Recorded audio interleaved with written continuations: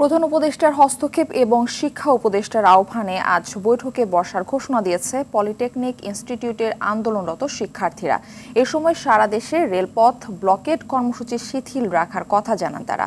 বৃহস্পতিবার মধ্যরাতে নিজেদের ফেসবুক পেজে দেওয়া এক বার্তায় এই তথ্য জানান কারিগরি ছাত্র আন্দোলন বাংলাদেশের কেন্দ্রীয় প্রতিনিধিরা। জানান বৈঠকের উপর ভিত্তি করে পরবর্তী কর্মসূচি গ্রহণ করা হবে। এর আগে গতকাল দিনভর রাজধানীর তেজগাঁও, ৭ রাস্তা মোড় সহ দেশের বিভিন্ন স্থানে ৬ দফা দাবি আদায় বিক্ষোভ কর্মসূচি পালন করেন সরকারি বেসরকারি কারিগরি শিক্ষা প্রতিষ্ঠানের শিক্ষার্থীরা। এদিন শিক্ষার্থীদের আন্দোলনের মুখে বদলি করা হয় ঢাকা পলিটেকনিক ইনস্টিটিউটের অধ্যক্ষ মোহাম্মদ মোস্তাফিজুর রহমান খানকে। অধ্যক্ষের দায়িত্ব দেওয়া হয় উপাধ্যক্ষ সাহেলা পারভিনকে।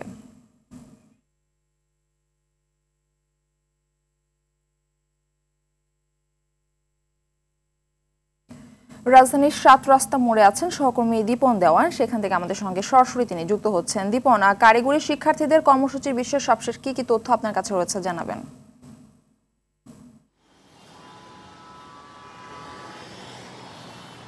মারফিয়া, আমরা এই মুহূর্তে ৭ রাস্তায় আছি, যেখান থেকে গতকালকে পলিটেকনিকের স্টুডেন্টরা তারা সড়ক অবরোধ করে তাদের যে ৬ দফা দাবি সেটির আন্দোলনে তারা সারাদিনব্যাপী ছিল। সন্ধ্যাবেলায় গিয়ে তারা আজকে আবার যে রেলপথ অবরোধের কর্মসূচি দিয়েছিল সেই কর্মসূচিটি আজকে কিছুটা শিথিল করা হবে এমন একটি বার্তা গণমাধ্যমের কাছেও পৌঁছেছে। এবং সেখানে আমরা যেটি দেখেছি সেখানে বলা হচ্ছে যে আজকে শিক্ষা উপদেষ্টার সাথে একটি বৈঠক হতে পারে এই পলিটেকনিকের শিক্ষার্থীদের, এবং সেটির হস্তক্ষেপ সরাসরি প্রধান উপদেষ্টা করছেন।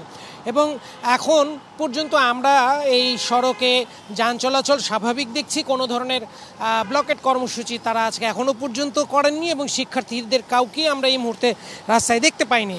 আর এই মুহূর্তে এই সড়কে প্রতিদিনের যে স্বাভাবিক চিত্র সেই স্বাভাবিক চিত্রটিই রয়েছে। সড়কে স্বাভাবিকভাবে এখানে যেরকম যানজট থাকে সেই যানজট রয়েছে। এবং আমরা যেহেতু পলিটেকনিকের সামনেই অবস্থান করছি, পলিটেকনিকের কোনো শিক্ষার্থীদেরকে আমরা দেখতে পাইনি এখনও পর্যন্ত, এবং তাদের সাথে আমরা ফোনের মাধ্যমে যোগাযোগ করেছি। তারা আমাদেরকে যেটি জানিয়েছেন যে তারা 10টার পরে আজকের আন্দোলন কর্মসূচিতে অংশ নেবেন এবং তাদের যেই পূর্ব নির্ধারিত কর্মসূচি রেলপথ অবরোধ সেটিও তারা করবেন। তবে এই কর্মসূচিগুলি তারা আজকে শিথিল রাখবেন এবং শিক্ষা উপদেষ্টার সাথে যেই বৈঠকটি হবে সেখান থেকে হয়তো নতুন কোনো সিদ্ধান্ত আসতে পারে। এবং এরই মধ্যে আমরা যেটি জানি যে গতকালকে রাতেই ঢাকা পলিটেকনিক ইনস্টিটিউটের অধ্যক্ষকে সরিয়ে দেওয়া হয়েছে এবং সেখানে সাহেলা পারভিন নামে আরেকজনকে দায়িত্ব দেওয়া হয়েছে।